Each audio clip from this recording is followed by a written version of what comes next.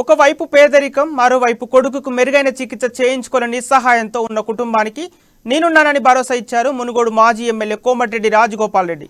మునుగోడు మండలం పులిపల్పల గ్రామానికి చెందిన సైదులు వ్యవసాయం చేసుకుంటూ జీవనం కొనసాగిస్తున్నాడు.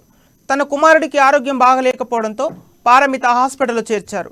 పేదరికం కావడంతో ఆర్థికంగా ఇబ్బందులు పడుతున్న సైదుల పరిస్థితి చూసి చలించిన రాజగోపాల్ రెడ్డి చికిత్సకు అవసరమైన ఆర్థిక సహాయం అందించారు.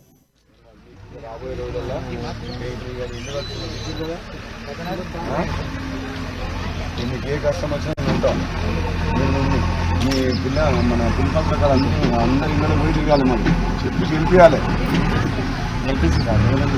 ఎందుకంటే ఇది ఇక్కడ గవర్నమెంట్ హాస్పిటల్ లేవు, మంచిగా లేవు, స్కూళ్ళు లేవు, రోడ్స్ లేవు, గవర్నమెంట్ పని చేస్తలేదు. ఇప్పుడు గెలిస్తే హాస్పిటల్ వస్తుంది.